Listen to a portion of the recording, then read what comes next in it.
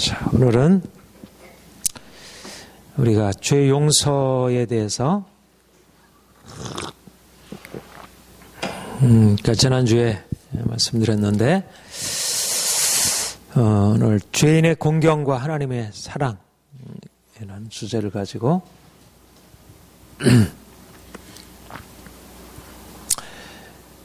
우리가 정의, 하나님의 정의가 이제 그 구약과 신약의 기본적인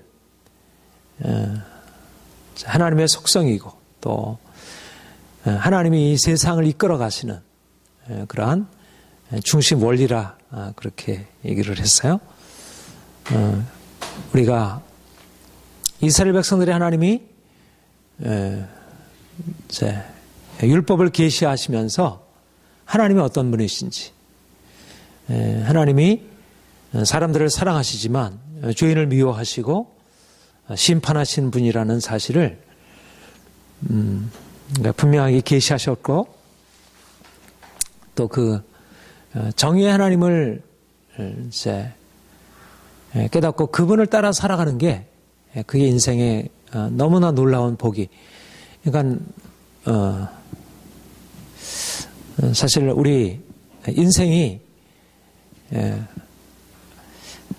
하나님의 뜻을 알아도 옳게 행하지 못하지만 하나님의 뜻을 제대로 잘 알지 못하고 또 하나님이 어떻게 죄를 미워하시고 심판하시는 분이신지를 깨닫지 못함으로 그래서 죄 아래 살게 되는데 하나님이 인생을 이렇게 살아라, 이렇게 살아가는 것이 내가 너희를 향하신 나의 뜻이다 이렇게 말씀하시고 또 이제 그렇게 살아갈 때 이제 복을 말씀하시고 있고 그래서 이제 하나님의 정의를 알고 정의를 가르쳐주고 있는 율법을 따라서 행하는 것이 너무나 복인 것입니다. 그런데 문제는 하나님이 우리에게 그렇게 다음 이제 정의를 말씀하시고 있지만 하나님이 정의로운 분이시고 율법을 통해서 이제 하나님의 정의의 심판을 말씀하고 있지만 인생이 죄 아래 있기 때문에 그래서 그 정의가 우리에게 축복이 아니고 오히려 저주가 되는 하나님이 우리가 행한 대로 심판하신다는 사실이 우리의 기쁨이 되어야 되는데 야 하나님이 나에게 내가 이런 일을 선한 일을 했더니 하나님이 이렇게 복을 주시려고 하시구나. 이제 그런 어떤 그 하나님의 정의의 심판이 우리에게 뭔가 동기를 부여해주고 열심히 뭔가 이제 주님을 향해 추구하고 이렇게 하는 이유보다 이제 우리가 원치 않는 악을 행함으로 그 하나님이 정의로 심판하신다는 사실을 두려워하게 되고 이제 그걸 싫어하게 되고 그걸 자꾸 떠나게 되고 이것이 이제 인간의 공경인 것입니다. 죄인은 율법이 요구하는 정의 앞에 설 때 억압을 느끼지 않을 수 없습니다. 마음은 선을 행하기 원하지만 선을 행할 능력이 우리에게 없기 때문에 결국 율법 앞에 서게 되면 두려움과 절망을 느끼게 되는 것이죠. 이게 모든 사람들이 갖게 되는 정의 하나님은 참 좋으신 하나님인데 그러나 우리는 그 좋으신 하나님을 기쁨으로 받아들이고 그분과 함께 지내는 어떤 이제 이것을 누리고 살기보다 하나님이 정의로 심판하신다는 사실이 무거운 억압이 되고 짐이 되고 왜냐하면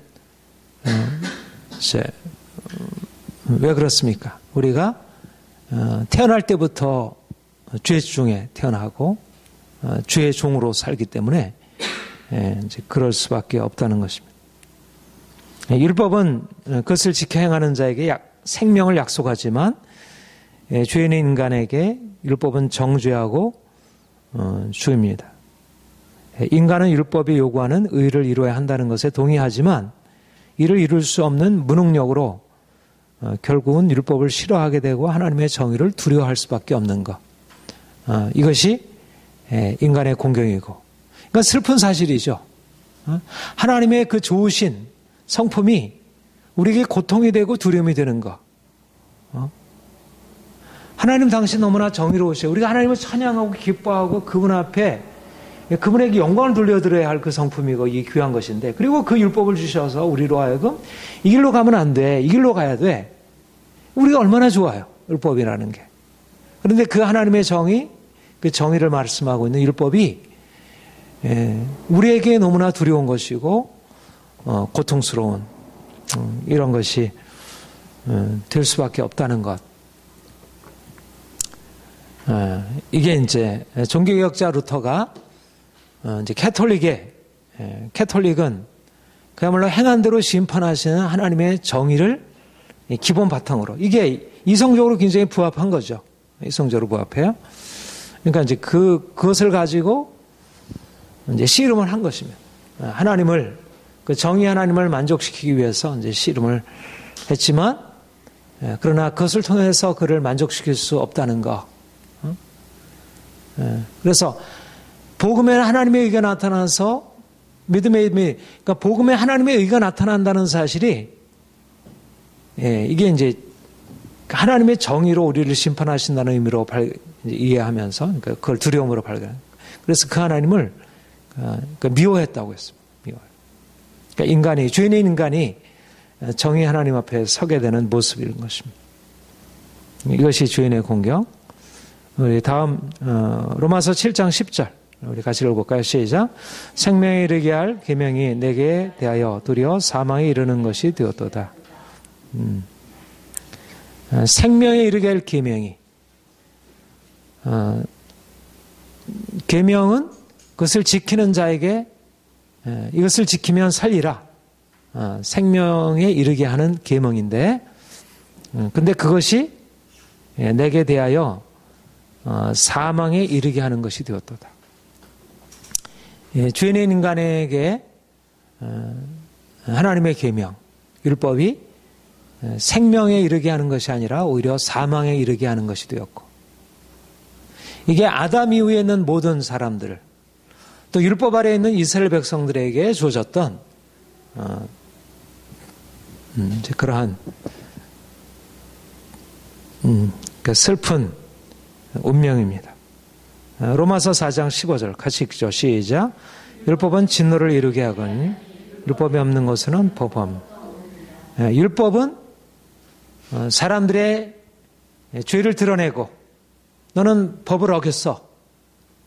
그러니까 율법이 없는 곳에는 법법이 없다는 얘기는 율법을 통해서 내가 거짓말을 했을 때는 내가 이 죄를 죄로 여기지 않잖아요. 율법이 없을 때는.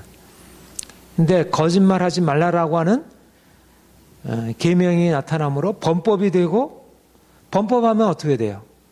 범법에 대해서 벌이 주어져야 되잖아요. 그렇죠?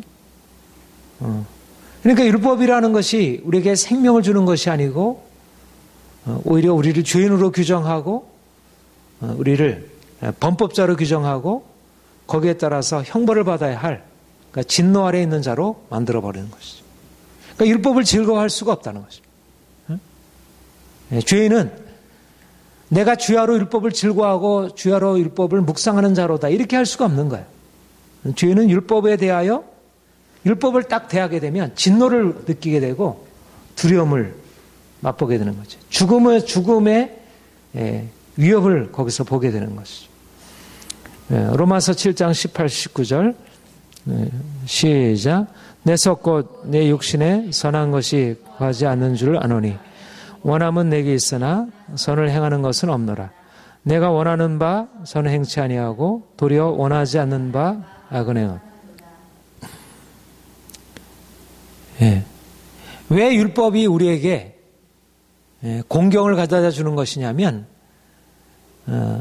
육신 안에 이미 우리가 죄 가운데 태어나고 우리 육신 안에 죄가 강력한 지배 세력으로 우리를 다스리고 있기 때문에 원하는 바 선을 행하지 아니하고 원치 아니하는 바 악을 행하게 되고, 로마서 7장 24절 시작. 나는 공고한 사람이로다 이 사망의 몸에서 누가 나를 건져내랴.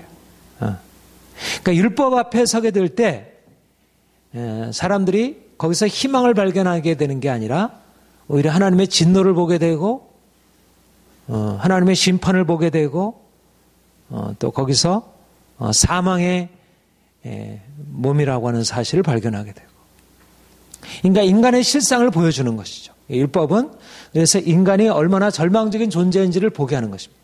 이것도 굉장히 중요한 역할이라고 했죠.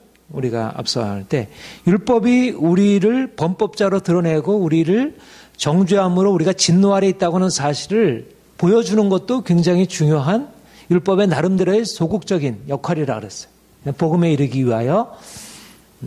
오늘날 사실은 이 율법을 폐함으로 인간이 얼마나 철저하게 절망적인 존재라는 사실을 인정하지 않고 하나님의 정의를 사랑으로 이렇게 그냥 덮어버리려는, 이것은 굉장히 위험한 것이라고 했습니다. 그렇죠?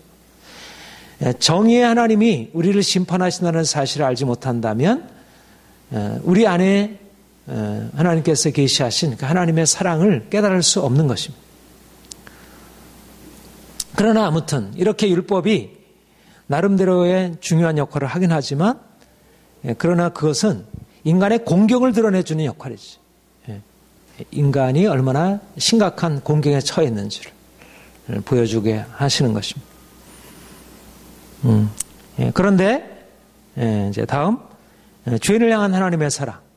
하나님께서 이렇게 공경에 처해 있는 우리를 위하여 그냥 이제 너는 죽음이야, 너는 심판이야, 너는 형벌이야, 이렇게 말씀하시고 이렇게 끝내지 아니하시고 그 엄중한 심판의 정의의 하나님이 우리를 사랑하시는 한량없는 사랑, 긍휼의 하나님이심을 나타내신 것입니다.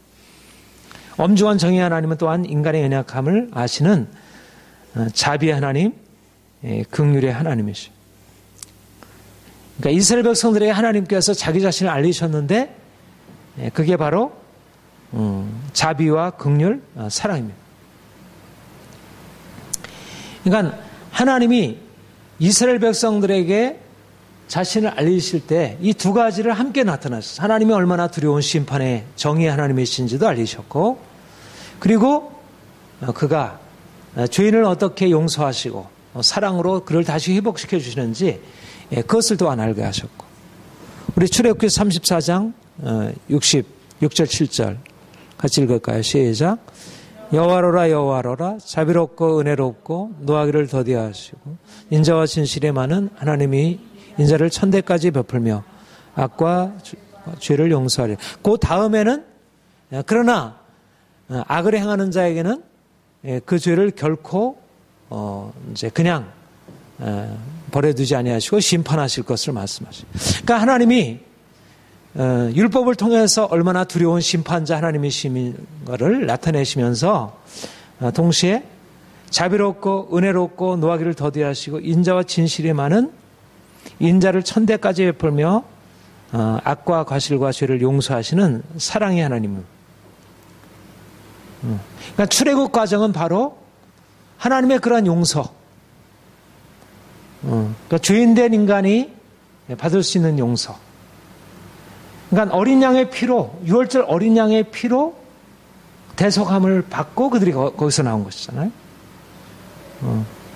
그러니까 이미 그 하나님의 사랑과 용서라고 하는 그 경험이 출애굽 과정 안에 나타나고, 그 이스라엘 백성들이 물론 거기에 명시적으로 드러나 있지 않지만 애굽에 종살이하는 것도 사실상 죄로 인한 저주라 이렇게 표현할 수 있다면, 하나님이 그들을 건져내실 때 그들을 어린 양의 피로, 유월절 어린 양의 피로 죄를 사하시고 용서하시고, 그리고 바로 이스라엘 백성들에게 하나님이 이스라엘 백성들을 이제 애굽에서 건져내시고 광야로 들이신 이후에 그들이 계속해서 또 범죄하고 또 하나님의 심판을 받게 되고, 그래서 하나님이 또 그들을 다시 용서하시고 다시 그들을 회복시켜 주시고, 또 그들이 가나안 땅에 들어간 이후에 또 하나님을 대적하고 심판, 그래서 하나님의 심판을 받고 또 하나님 앞에 나아가 용서를 구하면 주님께서 용서하시고 그들을 다시 회복시켜 주시고, 그들이 개인적으로 주님 앞에 죄를 지으면 또 주님께 나가서 또 이제 짐승의 피를 가지고 나아가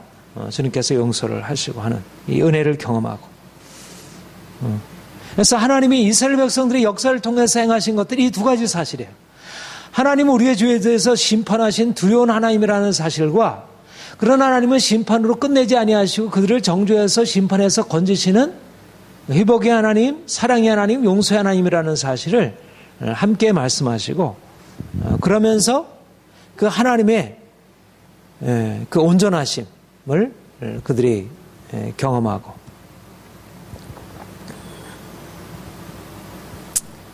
죄인을 심판해서 건지는 사랑의 하나님. 우리 시편 103편 8절 10절 우리 같이 읽죠. 시작.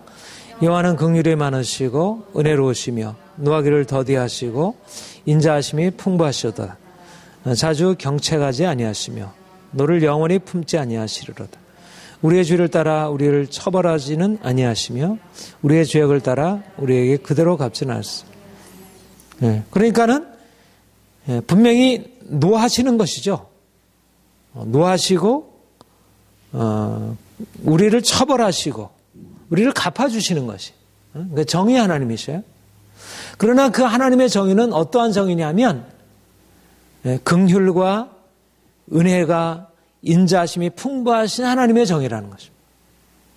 그는 엄중한 정의를 시행하시지만 그 마음 안에는 따뜻한 사랑, 긍휼, 우리의 연약함을 아시는 그 사랑의 마음을 가지고 우리를 심판하시고 우리를 다스리시는 분으로. 그러니까 하나님의 심판을 받으면서도 그 하나님의 그 심판 안에는 그 사랑이 흐르고 있는 것이. 특별히 이 죄인을 향하여, 그러니까 이스라엘 백성이 죄 가운데서 죄로 말미암아 하나님의 심판을 받아서 이방 나라에 그렇게 포로가 되어 팔리고 여러 가지 많은 재앙을 당하고 공경을 당하고, 그런데 그 심판의 자리, 그들이 그 당한 그 심판의 자리는 그들을 그냥 죽이는 자리가 아니고 오히려 그 가운데서 그 사랑을 나타내주는, 우리가 호세아 6장의 말씀처럼 내가 찢으셨으나 너희를 다시 싸맬 것이요 내가 치셨으나 나를 내가 다시. 그러니까 주님께서 그러한 그들을 그렇게 징계하시면서 그냥 그들을 거기에 버려두시는 것이 아니라 무한한 사랑으로 그 사랑으로 그들을 용서하시고 받으시는, 그 진노 아래 누워 있는 그들을 향하여 그 사랑을 베푸시는 것이죠. 그리고 오히려 그 절망적인 공경에 빠져 있을 때 그 사랑이 그 아프고 그 고통스러워하는 그 상황 속에서 그 하나님의 사랑이 나타나게 되는 거죠. 그러니까 오히려 절망적인 그 공경, 정의로 말미암아 하나님의 심판으로 말미암아 떨어져 있는 그 공경이 하나님의 사랑이 드러날 수 있는 그런 상황이 되고, 그러니까 이 하나님의 두려우심과 사랑이 같은, 그러니까 하나님의 사랑이라는 것을 이해해야 그 정의라고 하는 것이 그렇게 우리를 그냥 부정하고 완전히 끝내시지 않으려는 거. 우리를 그대로 우리의 하나님의 심판의 목적은 우리를 죽이시려는 데 목적이 아니라 우리를 사랑으로 살리시려고 하는, 그 심판이 이루어지는 것이 뭐예요? 심판이 이루어지는 목적은 결국 우리의 죄에서 건져내시려는 것이잖아요. 그런 의미에서 그러니까 이스라엘 백성들이 하나님의 심판을 통하여 하나님이 얼마나 그 심판을 통해서 크신 일을 행하시는 분이신지.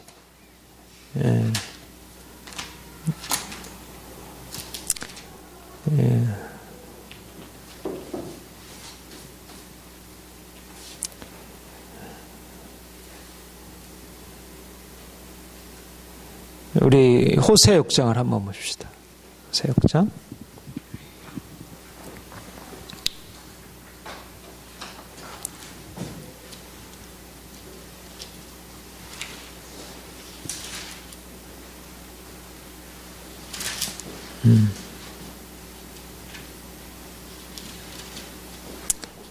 자, 6장 1절부터 6절까지 한번 같이 읽겠습니다. 시작.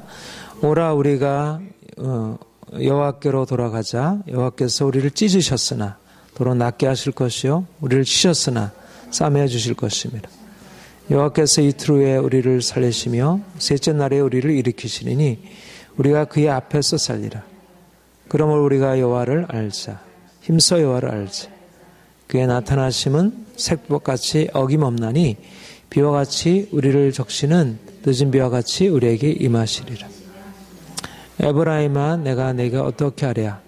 유다야 내가 내게 어떻게 하랴 너희 인애가 아침 구름이나 쥐 없이 있을 같도다. 그러므로 내가 선자들로 그들을 치고 내 입의 말로 그들을 죽였노니 내 인부는 급처럼 나오느니라. 나는 인애를 원하고 제사를 원치 아니하며 번제보다 하나님 아는 것을 원하노라. 하나님이 이스라엘 백성들을 심판하시고 그들을 치신 이유는 뭐냐면 여호와를 알라, 여호와를 알자, 하나님을 알게 하시기 위하여. 결국 죄인을 하나님이 치시는 이유는 그들을 사랑해서 하나님과의 그 사랑의 관계 안으로 그들을 들어가시기 위하여.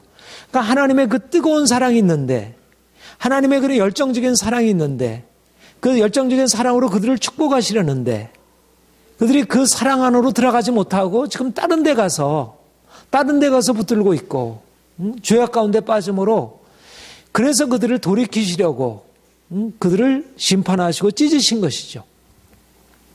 그런데 그게 그들에게 나타나시려는 궁극적인 목적은 심판이 아니고 여호와를 알고 그분의 사랑 안에서 그 사랑을 경험하고 그래서 그들 또한 그 사랑으로 살도록 하게 하시려고 그 정의로 살게 하시려고. 그러니까 하나님의 심판이 우리에게 주어질 때 심판을 넘어서서 어떻게 하나님의 사랑이 우리를 위하여 예비되어 있는지 하나님의 그 심판에 감춰져 있는 사랑의 마음 그 진노에 감춰져 있는 하나님의 사랑의 마음을 우리가 이해하게 될 때 결코 진노를 두려워하고 심판을 두려워하고 도망가려 하기보다도 그 사랑 안으로 들어가는 것입니다.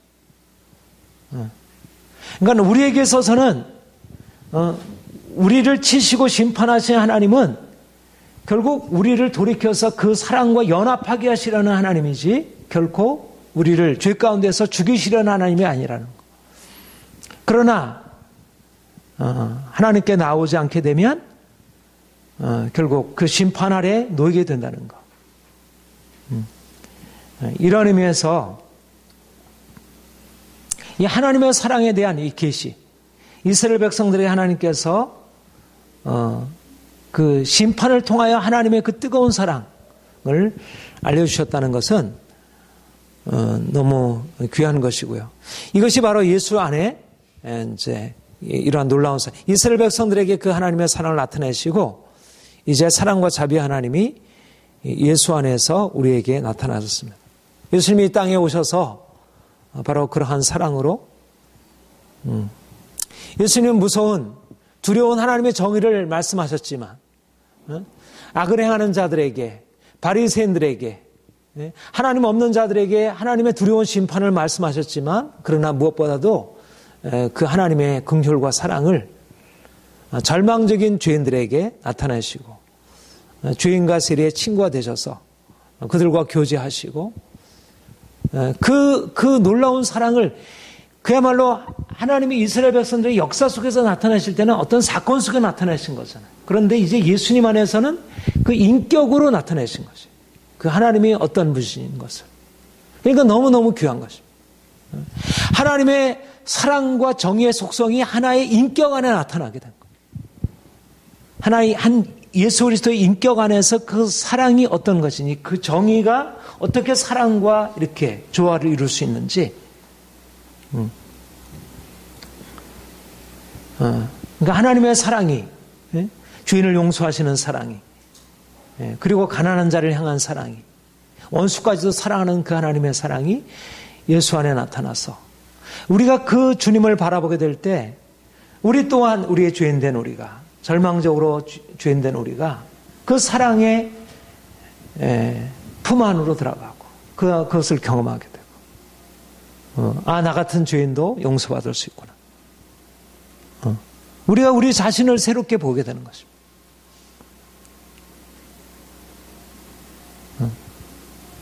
그러니까 정죄 아래 있는 자, 진노 아래 있는 자로서 나를 이해하는 게 아니라 정죄 아래 있는 자가 진노 아래 있는 자가 이제는 회복될 수 있는 자로 우리가 자신을 바라보게 되고 그 안에 이제 평안을 누릴 수 있게 되는 것입니다. 우리는 예수님의 삶에서 탁월한 하나님의 사랑과 긍휼의 성유신을 만나게 됩니다. 그리고 예수님의 십자가에서 죽으심으로 정죄 아래에 있는 죄인이 죄 용서받을 수 있는 길을 열어놓으셨습니다. 가장 놀라운 은혜죠. 가장 탁월한 것이고요. 가장 탁월한 것이고, 우리가 십자가를 바라볼 때마다 우리가 얼마나 놀라운 은혜 아래에 있는지, 우리가 죄 용서받았다는 것, 우리가 하나님의 정죄 아래에 있고 심판 아래에 있고 진노 아래에 있었는데 이제 죄 용서받은 자 되었고, 이제는 사랑 안에 있게 되었다는 것. 십자가에서 하나님의 심판의 하나님, 두려운 하나님을 만나게 되지만 또 죄인을 향한 하나님의 사랑의 실체가 계시가 되었습니다. 진노 아래에 있는 자가 이제 진노에서 벗어나서 의롭다함을 얻게 된 것입니다. 그러니까 우리가 예수님의 십자가를 통하여 그 하나님의 사랑이 계시, 그러니까 무서운 심판이 우리의 죄에 대해서 얼마나 두려운 하나님의 심판이 있는지가 우리에게 드러나고, 우리가 그 앞에서 우리의 절망적인 우리의 상태를 발견하는 것과 함께 얼마나 우리 하나님이 얼마나 큰 사랑으로 우리를 사랑하셨는지, 그리고 우리가 이 절망적인 죄의 자리에서, 우리의 심판의 자리에서 그가 우리를 어떻게 살리셔서 우리를 자유케 하셨는지,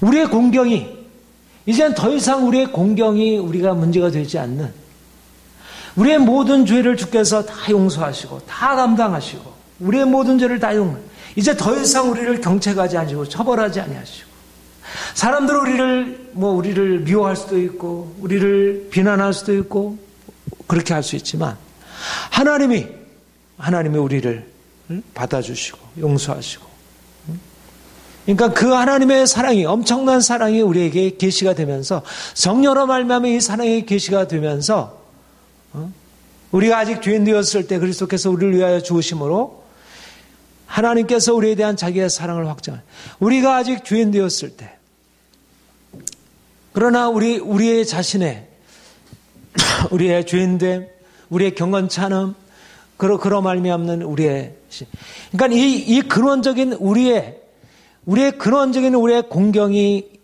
하나님의 심판으로 계시가 되고, 이 공경에서 하나님 우리를 살리셨다는 이 사실이 우리에게 이해가 되면서 우리의 삶에 이제는 어떤 것도 우리를 두렵게 할 수 없는 것으로, 그렇게, 이게 바로 목마름으로부터 해결되는 근원적인 해결책입니다. 우리 인생의 목마름이라고 하는 그 모든 것의 근본적인 것은, 우리를 목마르게 하는 게 뭐예요? 이 저주잖아요, 저주. 광야가 저주잖아요. 왜 목마름이 옵니까? 왜 하나님은 우리의 풍성한 삶을, 우리의 삶을 풍성하게 누리고 살게 하라고 하는데 왜 목마름이 오고 광야가 와요?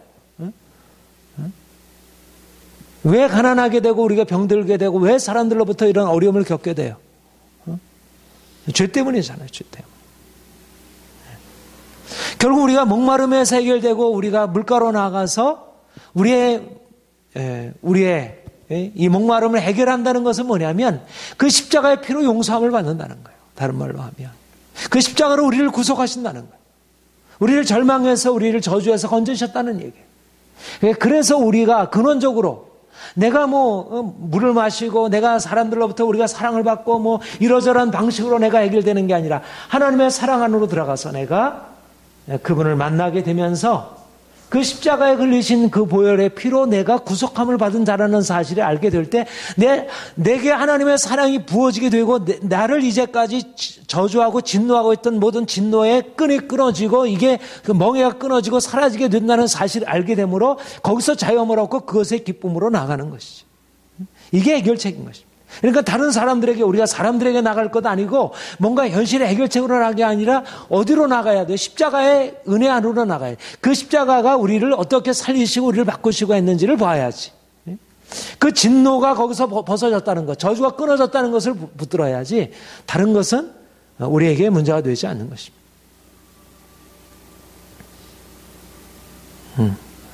이것이 하나님의, 그러니까 죄인을 향한 하나님의 사랑이 그러니까 죄의 문제가 해결되는 것, 이 저주, 진노가 해결되는 것 외에는 방도가 없다는 것입니다. 그러니까 지난주에도 말씀드렸지만 그게 실제적인 거예요. 구체적인 거예요. 실제적으로 우리의 삶에 있어서 이런 저주, 우리의 삶에 있는 진노, 하나님의 진노가 해결되는 것. 이게 너무나 귀한 일이고요.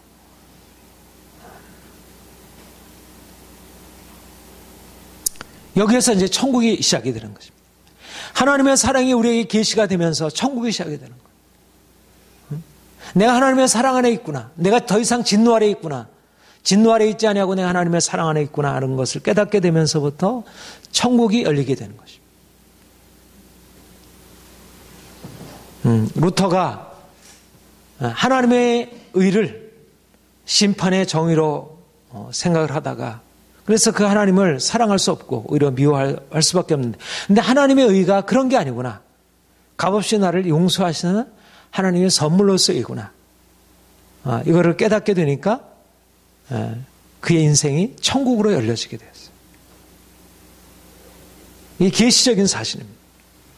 하나님의 정의를 능가할 수 있는 하나님의 사랑이 우리에게 열려지면서 우리를 그동안 속박하던 모든 속박이 끊어지고 우리가 자유케 되고 어떤 사람도 우리의 환경도 누가 우리를 하나님의 사랑에서 끊으리요. 환난이나 공고나 핍박이나 기근이나 적신이나 위험이나 칼이랴. 죄인을 향한 하나님의 사랑이 계시가 되면서 그 사랑이 우리를 모든 절망적인 상황에서 이끌어내고 그래서 환난 중에 내가 즐거워하나니 환난의 인내는 연단을 이 모든 상황이 우리를 위한 것으로 이해가 되고 해석이 되고 그래서 감사하게 되고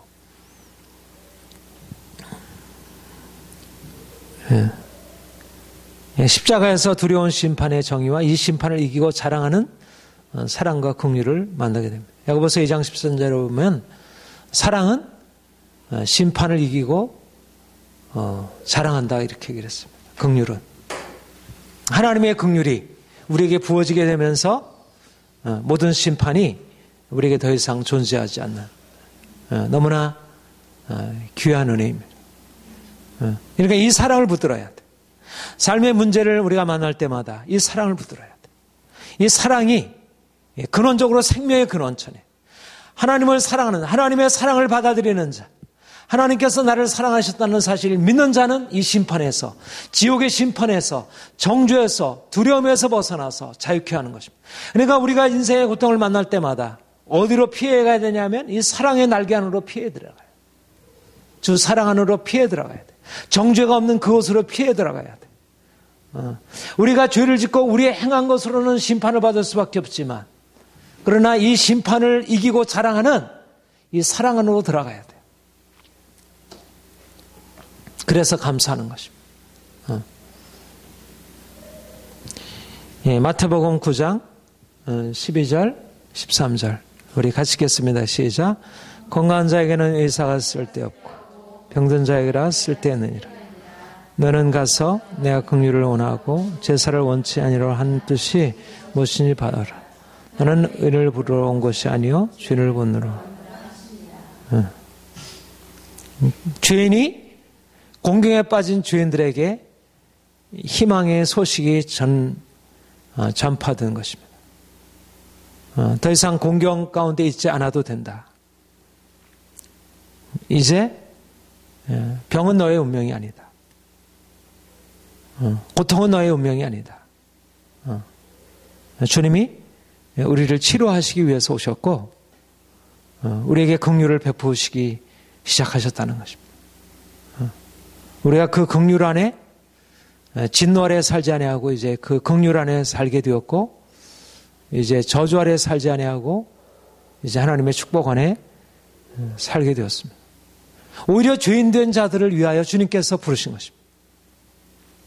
공경에 빠지는 자들에게 주님이 희망으로 다가오신 것입니다. 내가 스스로 의롭다고 생각하는 사람들은 굳이 십자가의 그 사랑을 찾을 이유도 없는 거죠. 스스로 다른 데서 이미 자기의 목마른 것을 해결해 놓았으면 굳이 십자가의 그 사랑으로 들어와서 목마름을 해결하려고 하지 않겠지. 그런데 내가 죄인이고 어떤 다른 것으로도 나의 목마름을 해결할 수 없다고 스스로 그렇게 느끼는 자. 그게 복이죠. 그래서 주님께 나와서 주님께 목마름을 호소하고, 주님, 내가 당신의 도움이 필요합니다. 당신의 구원이 필요합니다. 그러면 우리 주님께서 주시는 참된 안식과 평화를 얻는 것입니다. 로마서 5장 8절 함께 읽겠습니다. 시작. 우리가 아직 죄인 되었을 때 그리스도께서 우리를 위하여 죽으심으로 하나님께서 우리에게 대한 자기의 사랑을 확증하시느니라. 그러니까 우리가 어디로 가야 합니까? 십자가 안으로 들어가야 하는 거죠. 십자가에서 하나님의 사랑이 확증되었는 것입니다. 우리가 날마다 십자가 안으로, 우리가 죄인됨을 느낄 때마다, 우리가 광야를 느낄 때마다, 우리의 삶의 고통을 느낄 때마다 십자가의 사랑 안에 들어가서 그 사랑의 계시 안으로, 그 사랑으로 말미암는 생수로 우리가 체험받고, 우리가 자유함 얻고, 우리가 해결함 받고, 그렇게 한다면 우리 인생이 얼마나 복된 인생인지. 그러니까 공경이 아니고, 우리가 오히려 공경을 당하고 있기 때문에, 우리의 죄인된 모습, 우리의 절망적인 모습이 드러나 있기 때문에 오히려 하나님의 사랑이 선명하게 더 드러나고 감사한 것이죠. 하나님의 사랑이 우리에게 있는데 죄인의 공경이 무슨 문제가 됩니까? 의사가 우리에게 왔는데 우리가 이제까지 앓고 있었던 질병이 무슨 문제가 되겠어요? 문제가 되지 않죠. 주님께로 우리가 더 담대히 들어가서 이 귀한 사랑의 은혜를 받고 우리 공경 중에 우리를 치료하시고 해결하시는 주님을 경험하기를 바랍니다. 저는 그렇게 생각해요. 지금 우리의 삶에 우리 성도들의 삶에 여러 가지 많은 공경들이 있고요. 그런데 하나님이 이것을 치유하시고 바꾸시는 그런 역사가 시작이 되었다고 생각을 해요. 우리가 믿음으로 주님의 사랑을 현재적으로 이스라엘 백성들처럼 또 예수님 당시에 많은 사람들처럼 우리가 그 놀라운 사랑과 은혜를 우리가 경험할 수 있도록 우리가 믿음으로 나아가기를 원합니다.